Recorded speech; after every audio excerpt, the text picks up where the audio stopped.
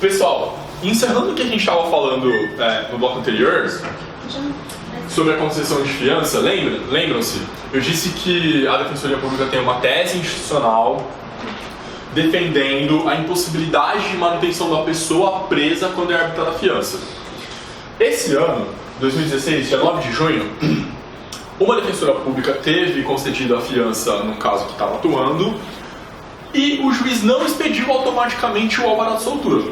Com base nessa tese, também no artigo 350 do CPP, essa defensora pública impetrou um habeas corpus para o Tribunal de Justiça Paulista, alegando exatamente isso. Essa pessoa é pobre, ela não tem como recolher a fiança, ela não pode ficar presa.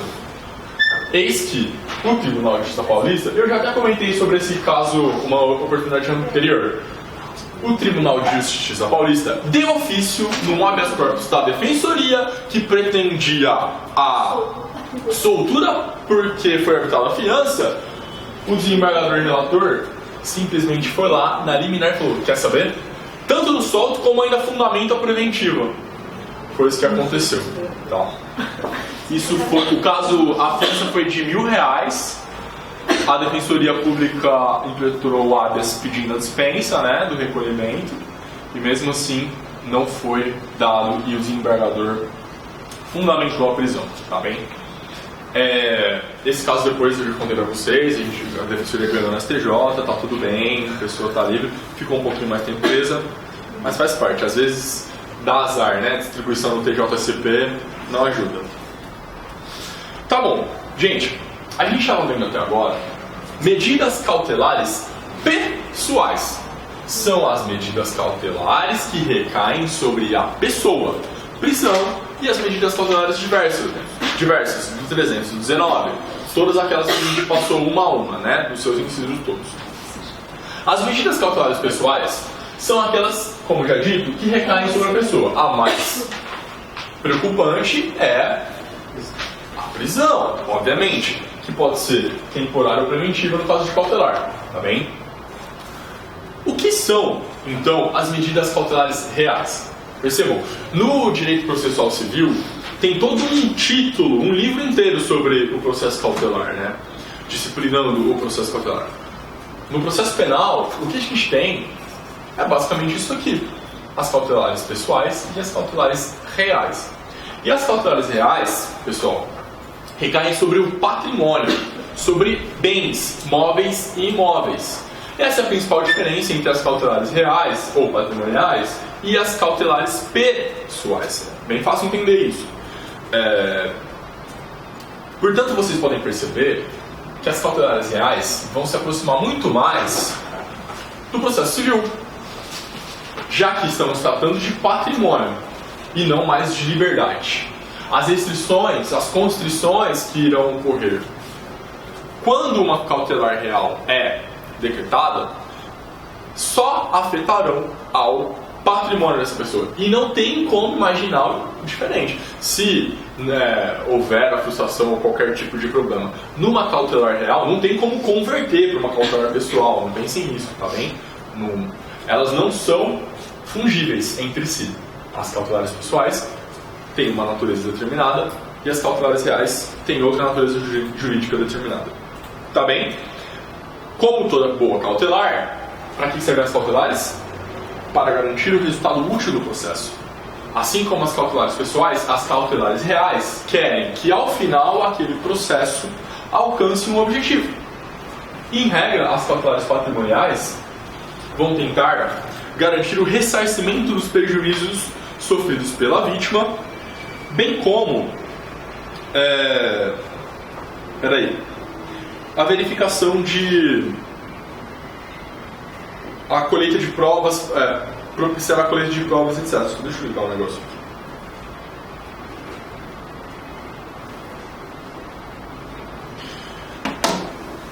Certo?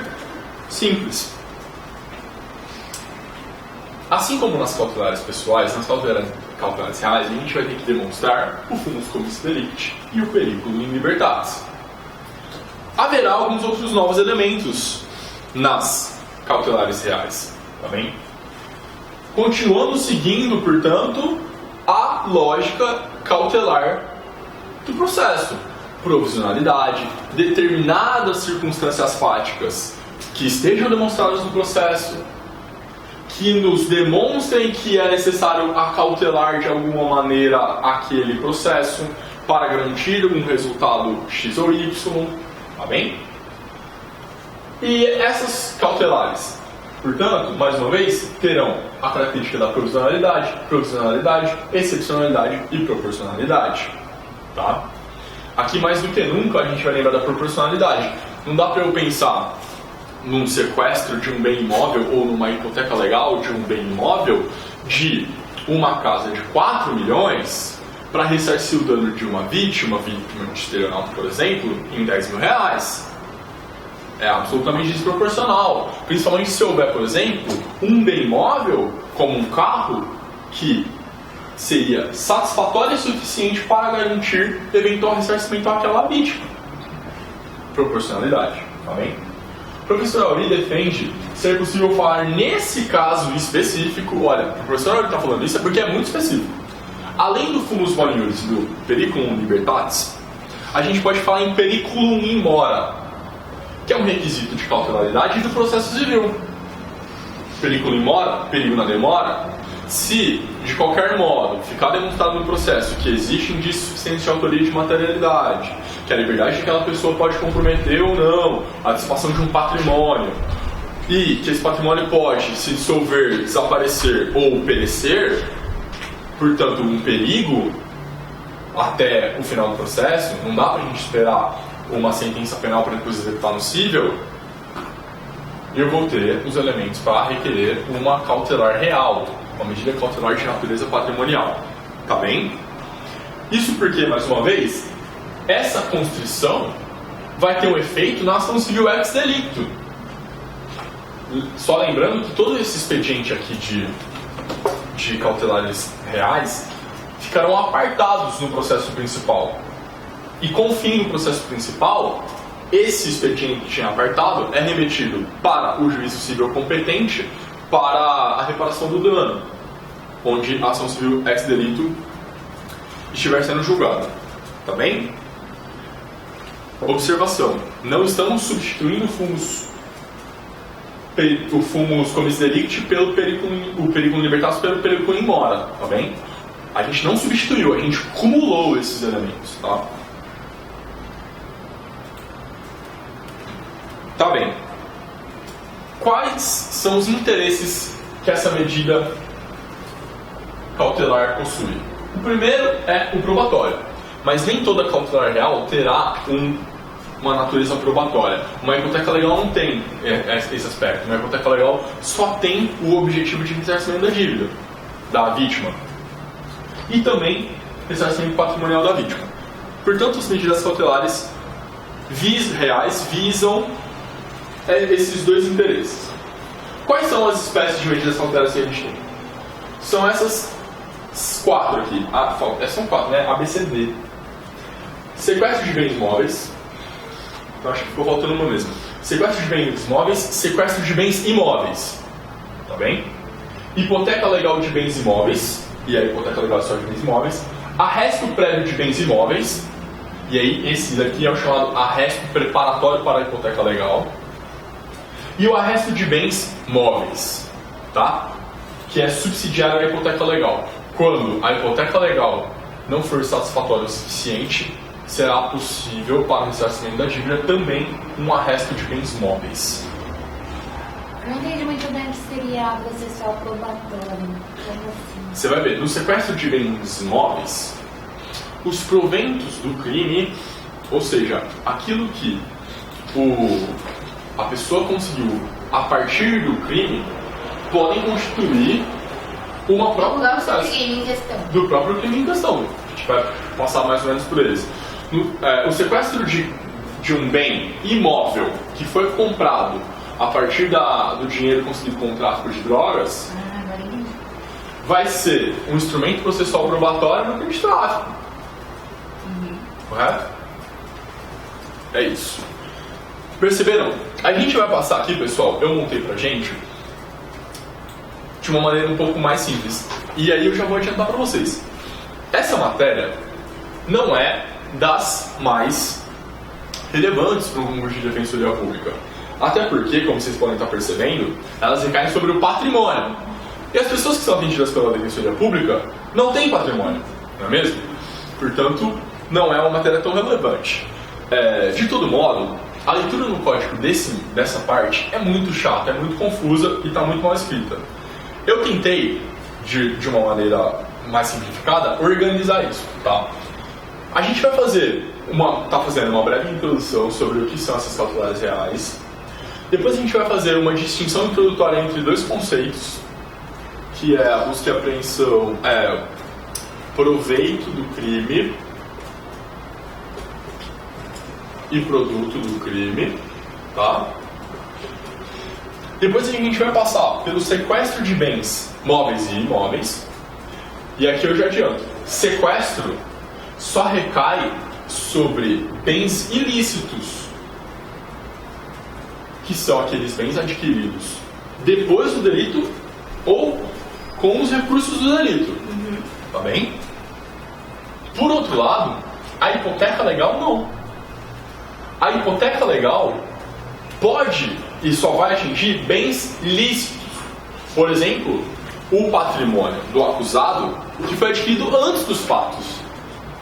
Tá bem? Percebam? A hipoteca legal, ela vai atingir o patrimônio, a esfera patrimonial da pessoa, inclusive anterior aos fatos. Tá? A sentença penal condenatória tem como... Não entendeu? Não entendi. Tem como um dos efeitos a perda dos proventos do crime. Tá? Inclusive para indenizar a vítima, pagar custos processuais, multa e tudo mais. E só. Mas se essa vítima, para ser ressarcida, requerer uma hipoteca legal, essa hipoteca legal vai atingir inclusive o patrimônio do acusado anterior aos fatos. Tá? Aí a gente vai ter que falar aqui, na parte de hipoteca legal, sobre uma inconstitucionalidade progressiva do artigo 142. Lá no artigo 142 está previsto que o Ministério Público pode, a requerimento do ofendido, requerer a hipoteca legal por ele, se ele for pessoa pobre. Mas o Ministério Público requerendo direitos de uma pessoa pobre, quem que faz isso pela pessoa? É a defensoria. Aí a gente vai ver um paralelo de um caso anterior que já tem julgado sobre a inconstitucionalidade progressiva. E por fim a gente vai falar sobre o arresto de bens móveis, que é uma forma de satisfação da vítima subsidiária à hipoteca legal, sempre que a hipoteca legal não for suficiente para satisfazer o ressarcimento, poderá, com os seus bens imóveis, poderá ser arrestado bens móveis, ainda que lícitos anteriores ou que não tenham qualquer relação com os fatos do crime da pessoa acusada, beleza? Então, ó, só depois vocês corrijam no slide de vocês, tem o B, sequestro de bens imóveis, tá? Hipoteca legal, tá. Pessoal, uma observação aqui. A busca e apreensão se assemelha muito ao sequestro de bens móveis. Muito.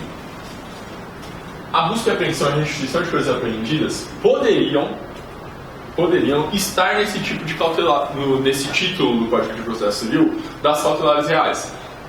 Mas o Código não fez essa escolha. O Código colocou as medidas cautelares na parte de provas. Foi outro professor que falou sobre provas. Quem foi? O defensor, esqueci o nome dele. Williams. Ele falou sobre busca e apreensão? Pois é, a busca e apreensão está no título das provas.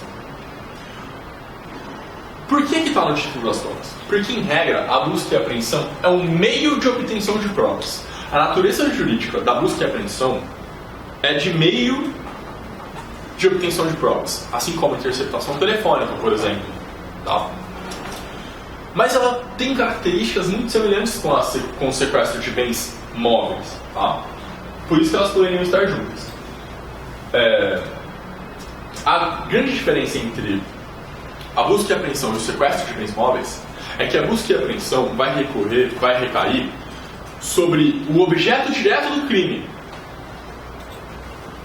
sobre o produto do crime, enquanto que o sequestro de bens móveis vai recair sobre o proveito do crime, seus proventos. Por isso que a gente precisa saber a diferença entre produto e proveito. Tá? Essa é a principal diferença. O CPP adotou uma única lógica. Já vou dar uns exemplos aqui para a gente fazer essa introdução. Produto do crime. O objeto conseguido diretamente com a atividade criminosa. Para conseguir o produto, vale-se da busca e apreensão, que é o meio de obtenção de prova. Aquele objeto do crime, ele é o corpo de delito naquele crime. Ele é o produto, ele é o objeto direto decorrente da conduta criminosa. E aí, um exemplo clássico. Um carro foi furtado ou roubado, aquele carro, ele é o corpo de delito do crime de furto ou roubo. Ele é o objeto direto do roubo. Ele é o produto do crime. E é por isso que sobre este bem recai busca e apreensão para ser restituída à pessoa que é proprietária daquele automóvel. Percebeu? A busca e apreensão vai recair sobre o produto do crime para a restituição ao seu proprietário. Esse produto do crime é o objeto direto decorrente da conduta. Forma corpo de delito. Tudo bem. Mas e o proveito? É a especialização desse produto. O bem conseguido com a utilização do produto criminoso. Aquele produto criminoso virou outra coisa. Aquele carro já não é mais aquele carro. Tá? O produto do meu crime se transformou. Virou um proveito. Portanto, já não cabe mais busca e apreensão. Porque o corpo de delito não está mais ali. Quando ele se transforma nesse proveito, eu não vou me valer da busca e apreensão, mas sim do sequestro de bens móveis. E é por isso, Ana, que o sequestro de bens móveis também tem uma natureza processual probatória. Certo? O exemplo clássico. Carro comprado com dinheiro obtido pelo tráfico de substâncias entorpecentes. Ele deverá ser sequestrado e não apreendido. Essa é a diferença entre busca e apreensão e sequestro de bens móveis, e entre proveito do crime e produto do crime. Perguntas? No caso, se ele compra um determinado produto e esse produto gera lucro para ele, esse lucro também seria... Não entendi. No caso de uma exposição, tráfico de drogas, ele acaba comprando um carrinho de cachorro-quente para exposição. Está investindo. Desse cachorro-quente, ele consegue aferir lucro em decorrência do investimento pelo tráfico. Sim. Tudo sim. Decorreu do tráfico e aproveita. Tá? Mesmo que não seja... Não precisa ser de primeiro grau, assim, esse proveito imediato, claro. Tá bem? É isso. Shows? Devoras? Eles são bem parecidos. Como? O proveito, o caso do sequestro com o outro. Sim, eles são muito parecidos. Com o quê? O sequestro parece que ele engloba até a busca e apreensão, é isso? Não. O sequestro, ele vai recair sobre o proveito ou provento do crime. São a mesma coisa. Tá? O que é proveito ou provento do crime? É algo que decorreu, por exemplo, no caso do automóvel. Tive um automóvel furtado ou roubado. Ele é o produto de um crime. O delegado, o juiz, pode determinar uma busca e apreensão se a gente sabe onde é que está esse carro. Para devolver. Para me restituir. Mas agora vamos imaginar que essa pessoa rouba e furta carros e vende esses roubos, esses carros todos. Ele tem dinheiro guardado na casa dele. Muito dinheiro. Eu não vou determinar uma busca e apreensão desse dinheiro. Porque esse dinheiro não é produto do crime. Não é objeto direto do delito. Não é corpo de delito da conduta. Não tem uma natureza processual probatória. Esse dinheiro é um proveito do crime, porque já se especializou. Quando há essa especialização do produto do crime, ele se transforma em proveito. E aí, sobre estes proveitos do crime, Haverá, portanto, a medida de sequestro de bens móveis. Poderá ser imóveis também. Esse dinheiro fica com eles lá. Com eles a quem? Se for procedente a ação penal, haverá perdimento em favor da União.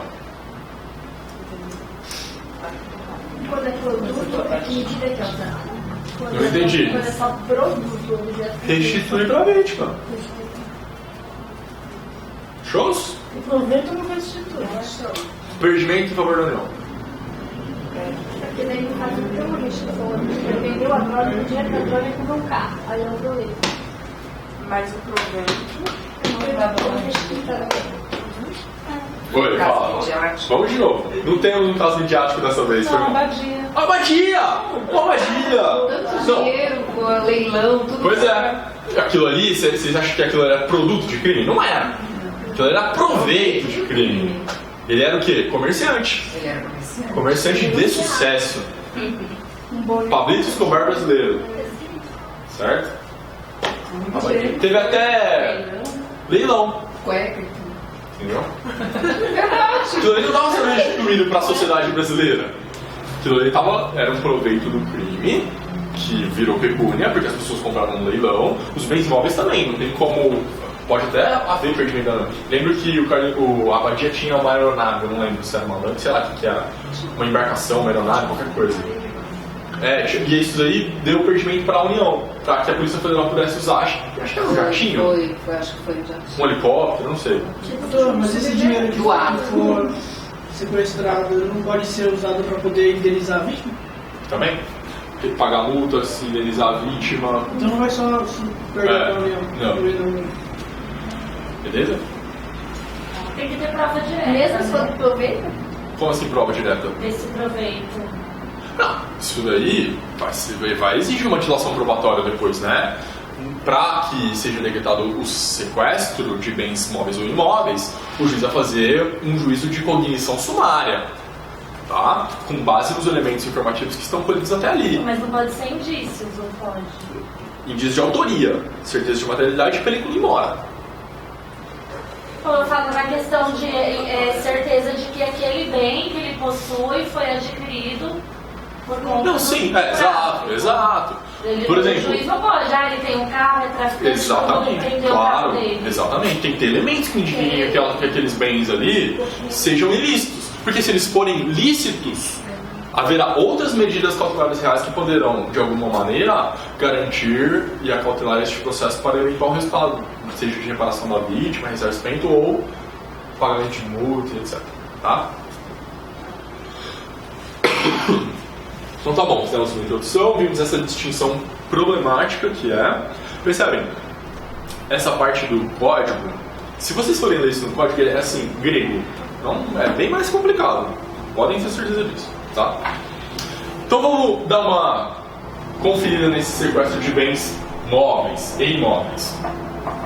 É um conceito clássico, vocês já pegaram, possibilidade de construção de bens móveis ou imóveis que sejam proventos da infração. Tá? Cabimento: contra bens móveis adquiridos pelo indiciado, com provento da infração, ainda que já tenham sido transferidos a terceiros. Tá? E aí esse terceiro de boa fé, depois ele vai poder apresentar um embargo, qualquer coisa. Depois ele que se vire. Não poderá recair sobre bens lícitos adquiridos anteriores à prática de crime, porque para isso aí a gente vai ter hipoteca legal ou arresto. Tá? O arresto de bens móveis. Tá? Então, portanto, a gente está falando de patrimônio ilícito. E aí como é que eu vou saber, Débora, se esse patrimônio é ilícito? O Ministério Público que dá seu pulo. Vai ter que demonstrar que o cara não tem renda fixa compatível com o padrão de vida que ele leva, que nunca trabalhou, que nunca teve nada declarado no nome dele, mas tem isso, aquilo, aquilo outro. Tá? É isso. Primeiro exemplo: cidadão pratica estelionato e com o dinheiro adquiriu um carro, é um bem móvel. Esse carro poderá sofrer sequestro, certo? Porque esse carro é um provento do crime, tá bem? Outro exemplo: cidadão pratica estelionato e com o dinheiro adquiriu uma casa. E essa casa poderá sofrer um sequestro, porque ele adquiriu essa casa ilicitamente, aquele dinheiro era ilícito, tá bem? sequestro de bens móveis ou imóveis. Requisitos. E aí, Débora, esse é o problema. O artigo 126 vai falar que é necessária a existência de indícios veementes da proveniência ilícita dos bens. Olha que problemático isso. Indícios veementes. O professor Aurina, na doutrina dele, citando um outro professor do Sul, vai falar que essa terminologia é muito porosa. Abre uma margem muito grande para a discricionalidade do magistrado. Na medida que veemente, o que é veemente? Veemente para mim e veemente para você? Complicado, tá? A URI propõe que usemos o requisito do fumus comis delicti, mas agora vinculado à origem dos bens, tá? Tem que existir uma fumaça de ilicitude. Um mínimo indício de probabilidade, uma mínima probabilidade de que aquele patrimônio, aqueles bens móveis ou imóveis são ilícitos. Porque se aqueles bens, móveis ou imóveis, tiverem comprovação lícita, não dá pra gente sequestrar esses bens. Tá bem? O Ministério Público requer um sequestro da minha casa, mas eu tenho escritura, contrato de compra e venda, declarei no meu imposto de renda, tá tudo certo. O que ele vai querer sequestrar minha casa? Dizendo que eu comprei ela com o comércio ilegal de entorpecentes. Não dá. Tá? O MP, portanto, tem esse ônus, essa carga probatória. Tem que demonstrar essa mínima probabilidade de que aqueles bens tenham sido adquiridos com proventos. Tá bem? E ainda tem que demonstrar, além dessa fumaça de ilicitude, tem que demonstrar que é possível que aquele patrimônio se dissipe. Que é necessário, para garantir o ressarcimento da vítima ou eventual aplicação de pena de multa, que a gente impõe uma constrição judicial imediatamente sobre esse bem. Não basta demonstrar que aquele bem é ilícito. Provavelmente ilícito. O Ministério Público ainda tem que demonstrar o perigo da demora. Tem que demonstrar que se a gente não sequestrar esse bem agora, ele vai sumir. Joia? Essa é a carga comprobatória que está nas costas do MP aí. Tá bem?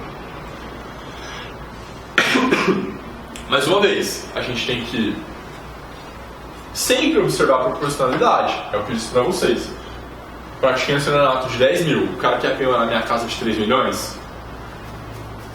Compatível.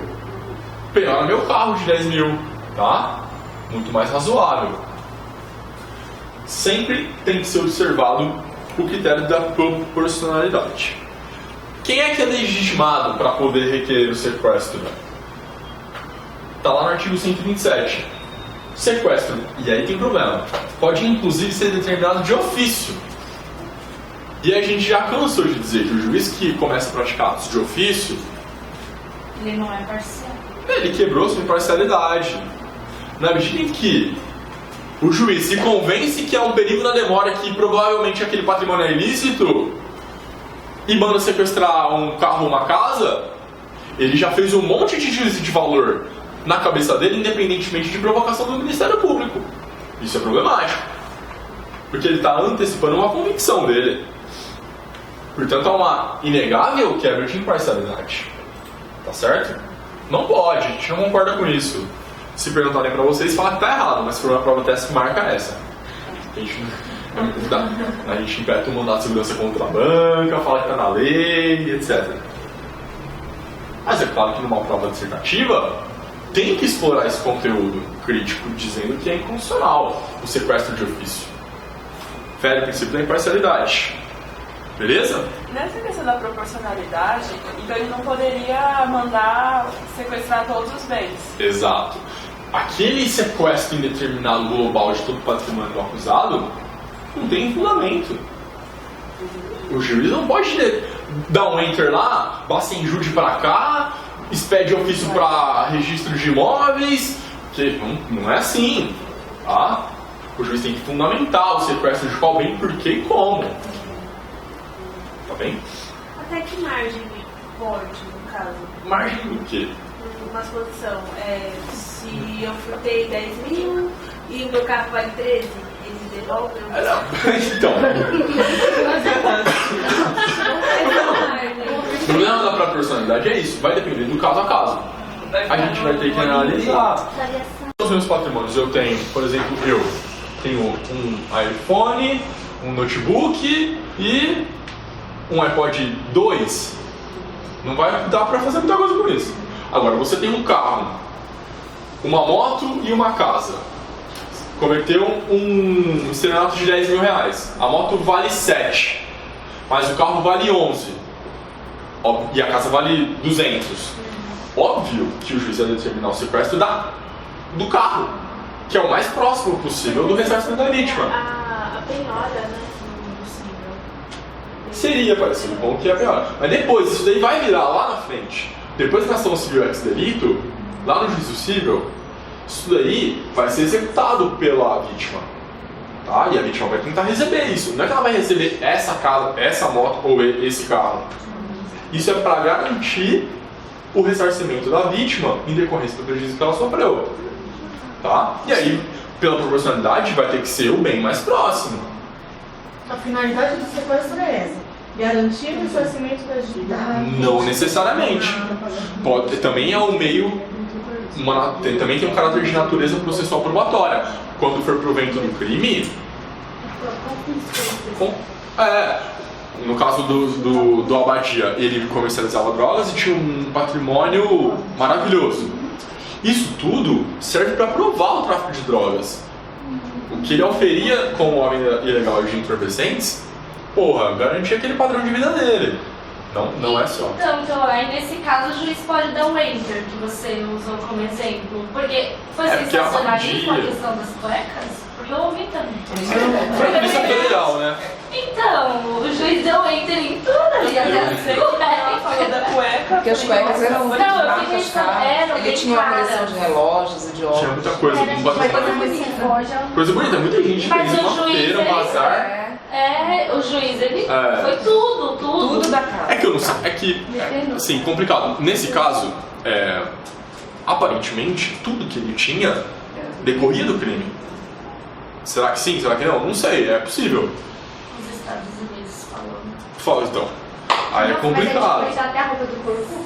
Mas porque ele tinha. Ele lavava o dinheiro do crime na loja de automóveis, era uma coisa assim grande. Era lavagem de dinheiro. Ele lavava Também ali o dinheiro do crime. E em cima dali, ele além do. Quando é que Ninguém foi tem isso? patrimônio. 2000 e poucos? 10? 9? Que antes. Eu não lembro essa história direito, eu lembro que teve. Triste. Né? Ele deixou. Até a roupa é demais, gente. Tudo bem que isso é terra, Não, mas tinha ainda bem. Eles tinham banco. Você depende da frase desse jeito. Não, mas até onde você tá preso até hoje. Ele não tá sentindo muita falta disso aí. Caras, Por enquanto. fazendo as que Gente, pode ter certeza que tá tudo bem pra ele. Eu acho que tá tudo bem, eu acho que tá tudo bem, viu? Beleza. Polêmicos. Qual que é o momento processual que a gente pode decretar o sequestro? O Código vai falar que a gente pode decretar o sequestro tanto na fase de investigação preliminar quanto na fase judicial, tá? Pode ser nas duas fases, desde que seja demonstrada a necessidade, tá? Sem novidade. Instrumento de defesa. Como é que a gente faz? Bom, foi lá, o Ministério Público requereu o sequestro. A gente vai apresentar um embargo nos termos do artigo 130. Esse daqui é o embargo do acusado. No 129 tem o embargo do terceiro de boa-fé. E no 130, inciso 2, tem o embargo do terceiro que não tem qualquer relação com os fatos. E aí, o código vai dizer para nós que é esse momento processual onde o acusado vai demonstrar que aqueles bens dele, que pretensamente estão a ponto de ser sequestrados, são lícitos, por exemplo. Ou que não há perigo em mora. Aquela pessoa nunca demonstrou que iria dissipar o seu patrimônio. Não há risco de perecimento de nenhum desses bens. Não tem razão do Ministério Público estar nessa sede de sequestrar os bens agora para garantir eventual condenação. Dá para esperar. Tá? É nesse momento. Ou, por outra alegação que pode ser feita, é no sentido de que não há sequer indícios suficientes de materialidade, por exemplo. Isso daí não foi estelionato, isso daí foi um desacordo comercial. Você está querendo sequestrar meus bens num processo criminal porque eu não paguei o cheque, é por outra razão, ele já me devia antes. Sabe? Isso tudo vai depender. E aí, o momento processual para se defender do sequestro é nos embargos. Isso tudo, só lembrando mais uma vez, em apartado ao processo principal, tá? Porque depois esse expediente inteiro vai ser remetido, caso haja condenação penal, para o juiz competente para ação civil ex delitos. Tá bom? E o procedimento prazo? Ixi, esse prazo é problemático. Não há prazo. Portanto, o sequestro de bens móveis e imóveis poderá se dar a qualquer tempo. Poderia ser admitido o pedido, o requerimento de sequestro do Ministério Público ou por parte do ofendido a qualquer momento, desde que não tenha havido o trânsito em julgado. Surgiu a necessidade. As circunstâncias fáticas indicam a necessidade de acautelamento processual através de uma cautelar patrimonial. O legitimado requer, há prazo para embargos, e aí a pessoa vai poder se defender, tá? Quando for necessário. Não se aplica a proteção do bem de família, hein? É exceção da lei do bem de família. Se a pessoa só tem aquela casa, só tem aquele carro, a gente sabe que no cível não vai entregar para o juiz. Mas no penal não vale, porque é exatamente a exceção do artigo 3º, inciso 6 da Lei 8.009 de 90. Em decorrência de sentença penal ou se for provento ou produto do crime. Aquele não dá para o cara falar assim, mas eu só tenho essa casa, eu não vou ficar sem casa, direito à habitação. Nesse caso não está valendo. Tá bem? Levantamento. Quais as possibilidades de levantamento desse sequestro de bens? Quando for decretado na fase pré-processual, o código dá um prazo para que seja oferecida a denúncia. Se a denúncia não for oferecida em 60 dias de quando foi decretada essa medida cautelar real, pronto, tem que levantar. Ora, o Ministério Público requereu, porque havia indícios de materialidade, certeza de materialidade, indício de autoria e perigo em mora. E agora não me oferece a denúncia já faz mais de 2 meses. Então é porque não era tão urgente assim. Aquela urgência que o Ministério Público estava não era tão urgente, ué. Nem a denúncia lhe oferece. É caso de levantamento desse sequestro. Se for julgado extinta a punibilidade, prescreveu, não sei, qualquer caso de extinção da punibilidade do artigo 107, vai gerar aqui mais uma vez o levantamento do sequestro. O 3, em caso de absolvição em primeiro grau. E essa é uma decorrência daquilo que o juiz reconhece. Ora, aquele juiz decretou uma cautelar, vamos imaginar qualquer cautelar, até uma cautelar de natureza pessoal, prisão preventiva, ou um sequestro de bem móvel, sequestrou o carro do cara, para eventualmente garantir o retorno à vítima. Tudo indicava que era aquela pessoa, ele ia fugir, era essa testemunha, aquele carro de fato era produto do crime e tudo mais. Era provento do crime, sei lá. Chegou na sentença, o juiz disse, não era ele. Pelo que ficou demonstrado na instrução penal, pelo meu livre convencimento motivado, tudo, eu absolvo. Se ele absolve, significa que todas aquelas decisões cautelares que ele deferiu contra aquela pessoa perderam o fundamento. Porque se para decretar as cautelares todas era necessário indícios, ele reconheceu na sentença que não há sequer indícios. E absolveu. Tá certo? Na medida que essa pessoa é absolvida pelo juízo de primeiro grau, ela necessariamente tem que ser colocada em liberdade automaticamente, e toda a constrição patrimonial que tivesse recaído contra ela durante o processo ou a investigação tem que ser levantada. Tudo desapareceu. Se o Ministério Público recorre daquela decisão, aí o tribunal vai analisar a pedido do Ministério Público se existem esses indícios de autoria, materialidade, e o perito ignora. Tá bem? Mas ele não levanta. Levanta, o juiz absolveu, tem que levantar. E aí depois o Ministério Público pode requerer em outra oportunidade, se demonstrar a necessidade de fato. Aquele juiz que tinha decretado essas cautelares restou convencido que nada daquilo era fato. Se ele está convencido de que nada daquilo era fato, ele tem que levantar todas aquelas cautelares. E o processo penal também entra para a questão de fraude contra o credor? É como no caso igual lá no civil, se a pessoa viesse a vender, dilatar o patrimônio nesse período? Não. Então, porque o que acontece? O sequestro serve justamente para a pessoa não dilapidar o patrimônio dela. Se ela começa a dilapidar o patrimônio dela, depois no processo civil é quando já há rescisão, não é? Quando é execução, sim, mas quando é execução de credores, não.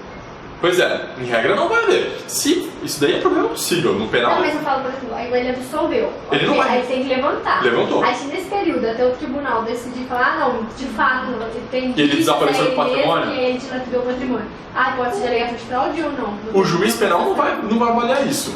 Talvez o juiz civil sim. Caso essa pessoa seja condenada lá na frente e de fato ele desapareceu com esse patrimônio para frustrar qualquer tipo de obrigação futura.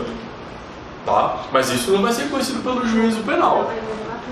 Se ele vier a ser condenado e essa condenação se converter em um título judicial executivo e ficar demonstrado que a dissipação desse patrimônio se deu porque, em vistas da obrigação que surgiria nesse título judicial que seria executado no cível, aí o juízo civil vai pensar o que ele vai fazer. Entendi. Tá?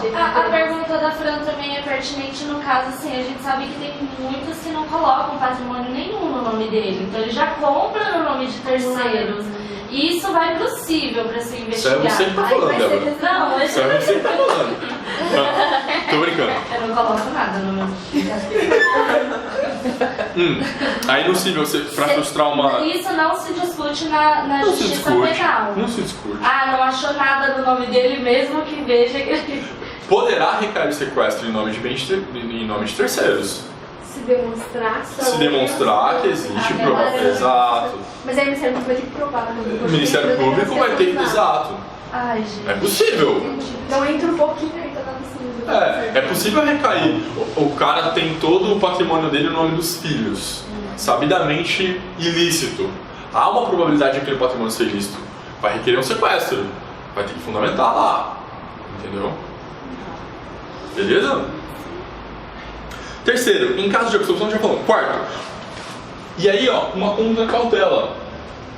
Imagina que recaiu um sequestro sobre um carro ou uma casa minha, só que eu não posso ficar sem a minha casa. A minha casa não vai mudar nada, porque vai ser uma construção lá no registro de imóveis, mas meu carro eu não posso ficar sem.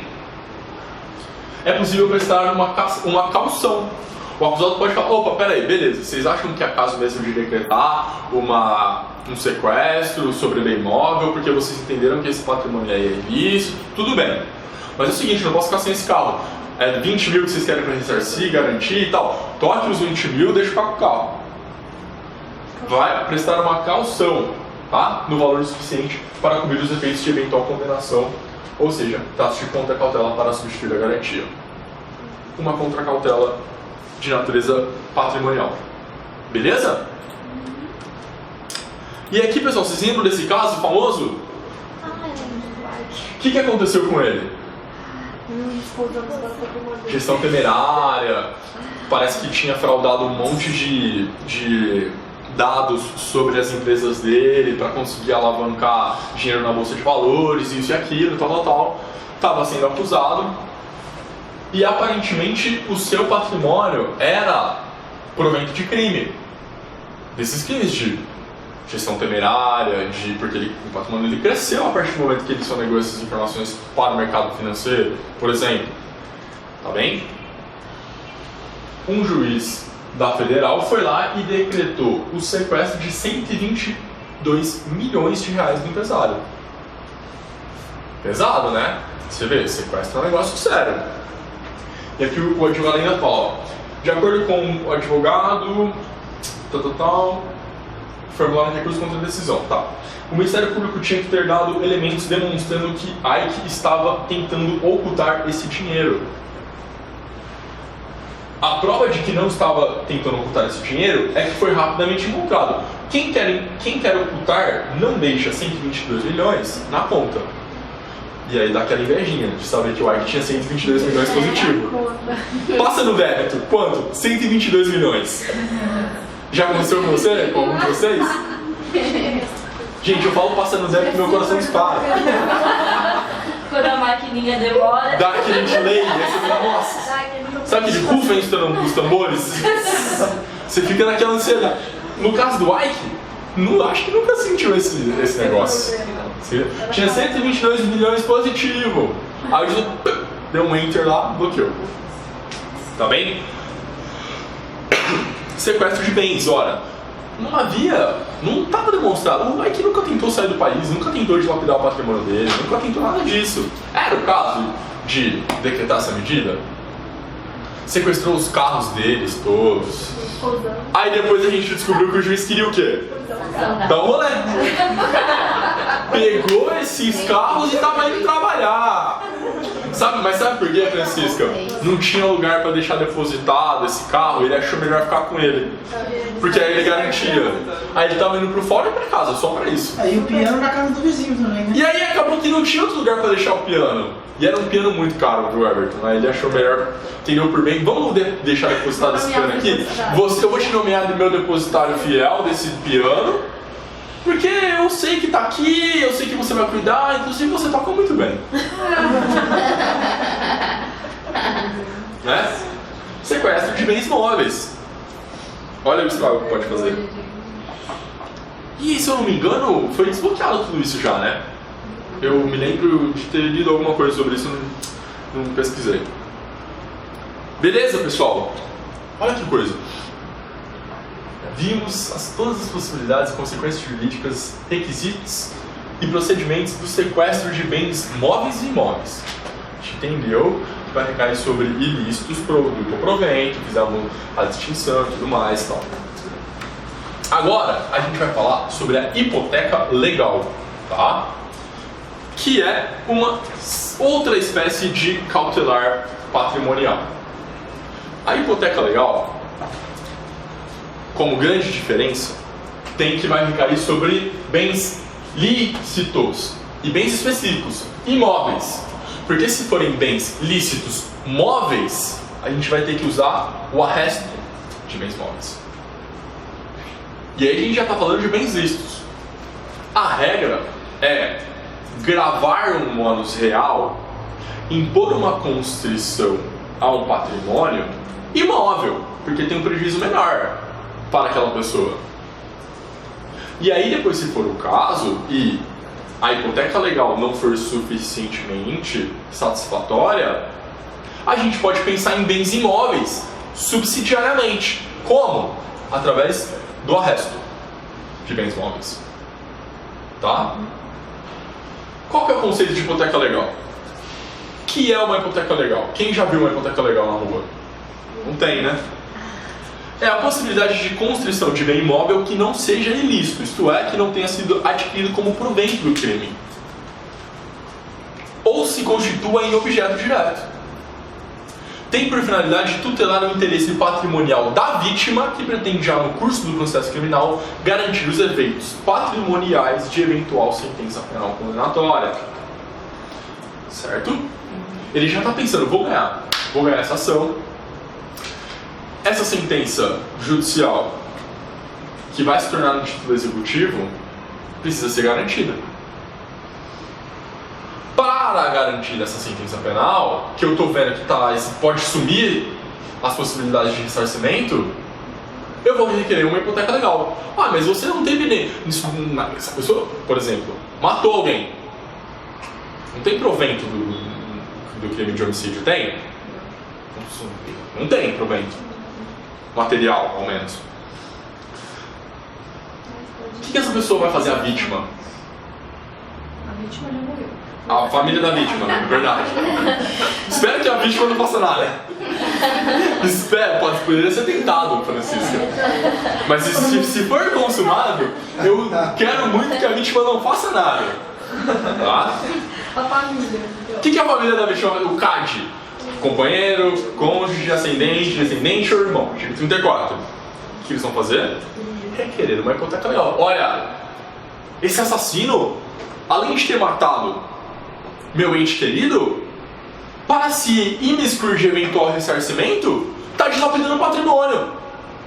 Esse patrimônio é ilícito? Não é. Não decorreu do homicídio. Esse patrimônio é lícito. E já que esse patrimônio é lícito está sendo dilapidado para frustrar futura execução de sentença penal condenatória, vamos requerer uma hipoteca legal. Tá bem? Esse, diferente do sequestro, só pode ser requerido pela vítima, assistente. Isso. A gente depois vai falar disso. Por que o Ministério Público vai requerer uma hipoteca legal? Não vai ser meio de prova para ele, tá? Regra é a vítima. Se é a vítima, isso vai ter que ser feito através de assistência. A vítima vai ter que habilitar assistência de acusação, tá? Deverá ser postulado através do assistente de acusação. Problema, artigo 142. Será que está na ordem? Está na ordem, eu acho. Se a vítima for pobre, ou a família da vítima, não tiver condições de se habilitar como assistente de acusação no processo para requerer uma hipoteca legal, o artigo 142 prevê a possibilidade do MP fazer isso. E eu só vou falar isso por enquanto porque tem um item específico sobre isso. O MP poderia postular a hipoteca legal. Isso só é válido para as comarcas em que não houver defensoria. Isso a gente vai chamar de inconstitucionalidade progressiva. Já chegamos lá no item 3.1, tá bem? Quando é que eu posso requerer uma hipoteca legal, Francisca? Quando? Pois é, olha, eu vou requerer a minha hipoteca legal no momento que houver necessidade. Pode acontecer na fase de investigação, pode acontecer na fase judicial. Se há perigo na demora, existem elementos que demonstram faticamente que é melhor eu me garantir para ser ressarcido, eu vou requerer uma hipoteca legal. Portanto, a qualquer momento, no curso da investigação ou do processo. Tá bem? E aí, pessoal, existe uma possibilidade de não é exatamente uma cautelar real, mas é uma preparatória de hipoteca legal. Sabe? Ação preparatória. Tipo, o afastamento de corpos é uma preparatória do divórcio. Certo? Você demonstrar que ele está dilapidar. Tá começando. Exatamente, olha. Me parece que eu vou me dar mal. Tá vendendo. Eu não sei exatamente o que essa pessoa tem no seu próprio nome, quais são os imóveis, os móveis, o que vai acontecer. Mas me parece que ele está sim dilapidando o seu próprio patrimônio. É possível, nos termos do artigo 136, requerer, em preparatório para uma hipoteca legal, um arresto prévio. Esse arresto prévio, para dar aquela garimpada geral, vamos ver o que está acontecendo aqui com esse patrimônio. Vai servir para, dentro de 15 dias, o requerente especializar aonde será gravado o ônus real da hipoteca legal. Certo? Certo? A parte interessada depois deverá promover a inscrição da hipoteca legal no registro de imóveis. Uma situação bastante específica. Tá? O arresto prévio à hipoteca legal é uma preparatória de hipoteca legal. Vai servir para depois eu especializar o imóvel que será gravado, tá bem? E o procedimento da hipoteca legal? A gente já viu o procedimento do sequestro, como era. Bom, o procedimento da hipoteca legal, gente, é muito parecido com o do sequestro. Autos apartados, Depois, se a sentença penal condenatória transitar em julgado, será remetido o título executivo o expediente em apartado da hipoteca legal para o juízo competente para ação civil ex delito. Certo?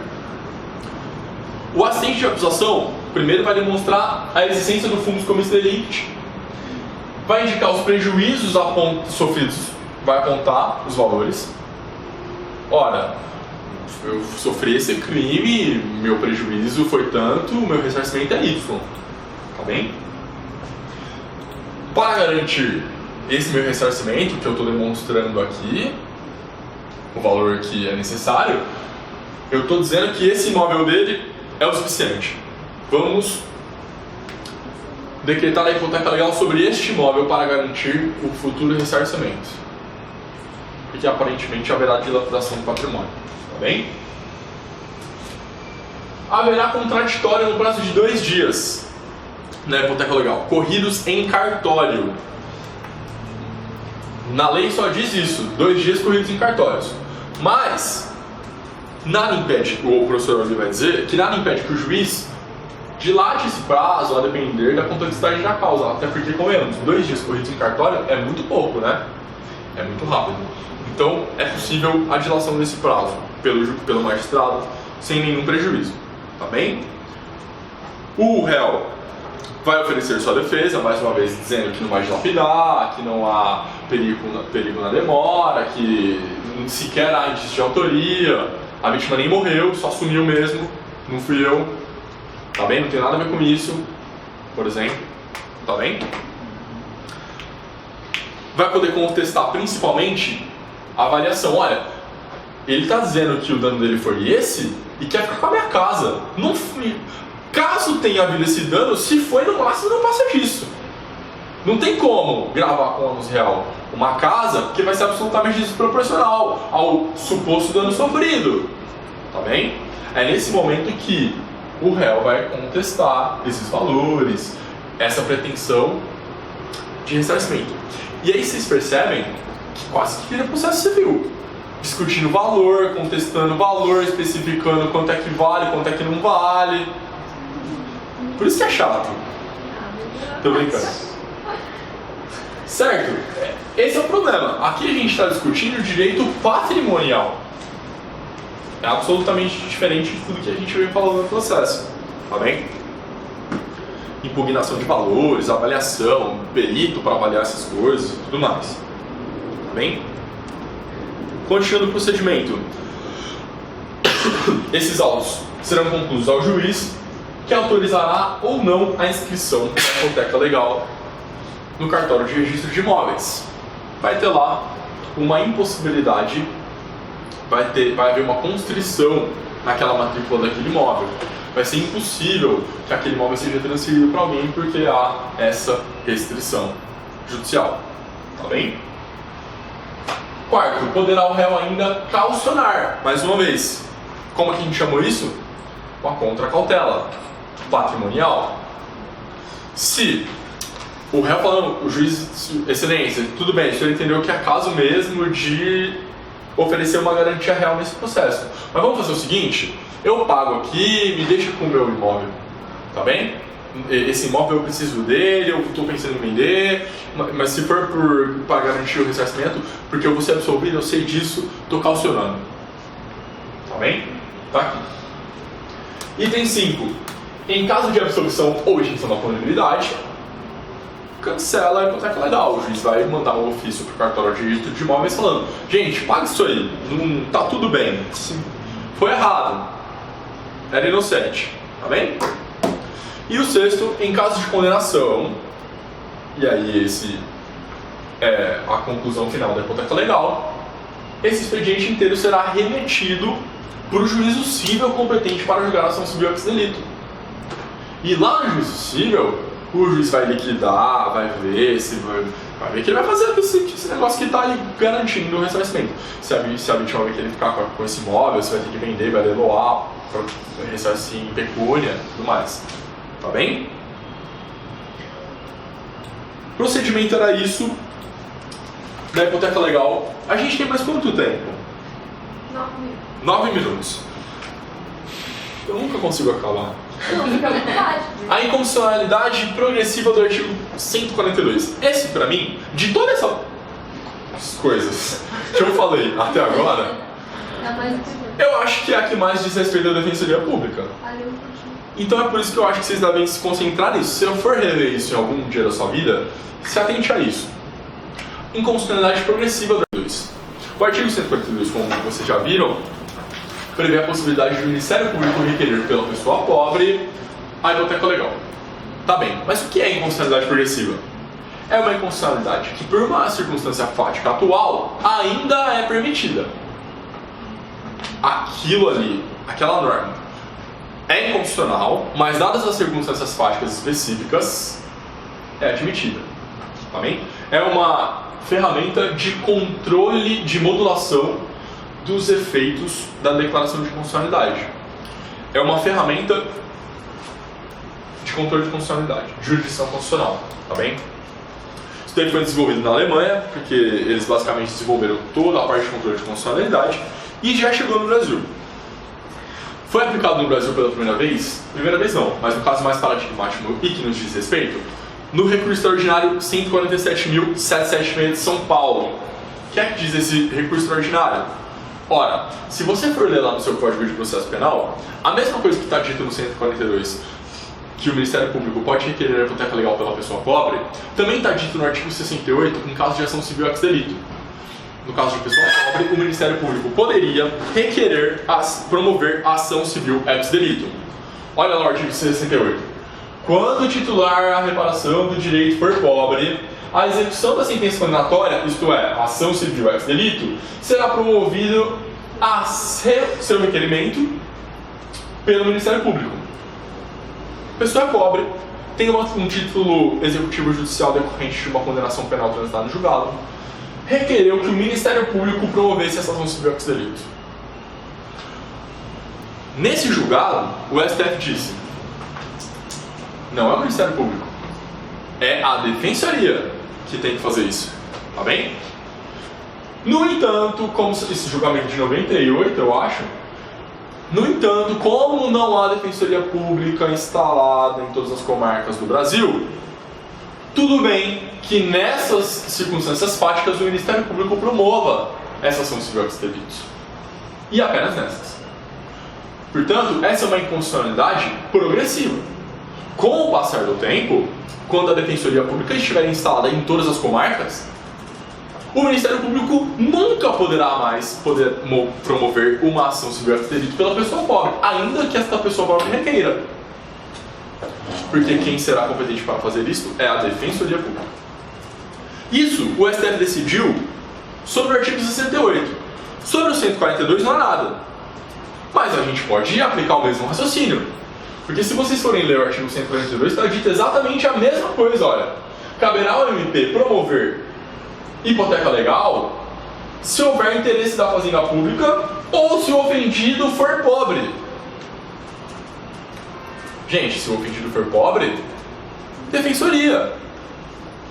Ah, mas não tem defensoria. Bom, nessa circunstância fática, poderá ser o Ministério Público, caso essa pessoa assim o requeira.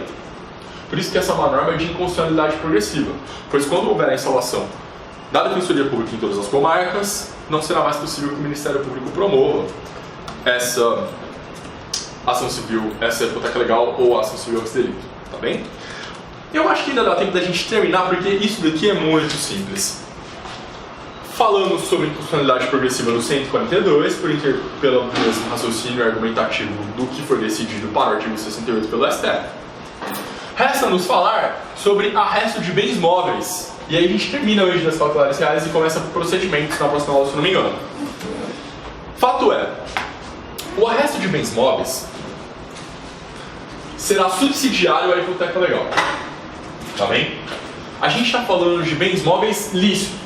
Ao contrário dos bens móveis, imóveis, os bens não foram adquiridos com proventos da infração. Tá bem?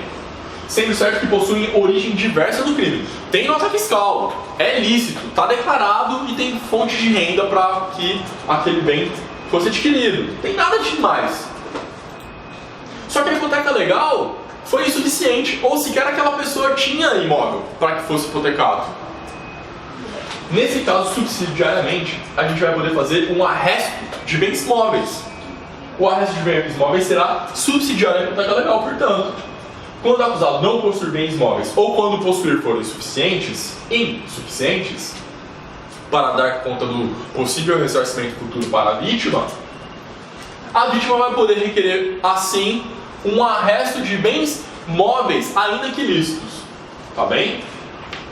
Procedimento o mesmo da hipoteca legal. Cabe tudo que falamos para a hipoteca legal para o arresto de bens móveis. Até porque o arresto de bens móveis tem aplicação subsidiária quando não for satisfatória a hipoteca legal ou não for possível. Tá bem? Pessoal, era isso que a gente tinha que conversar sobre hipoteca, medidas cautelares reais. Finalizamos prisão. Também no primeiro bloco. Vocês têm alguma dúvida? Querem perguntar? A gente ainda tem 2 minutos de acordo com a Francisca. Esse arresto é tipo um gravame ou pega mesmo esse bem? Bem móvel pega mesmo. Entendeu? Fica com o depositário fiel. Entendeu? É isso. Certo? Gente, muito obrigado. Era isso que a gente tinha pra falar hoje. A gente se vê acho que na próxima semana com outras matérias mais legais. Tá bem?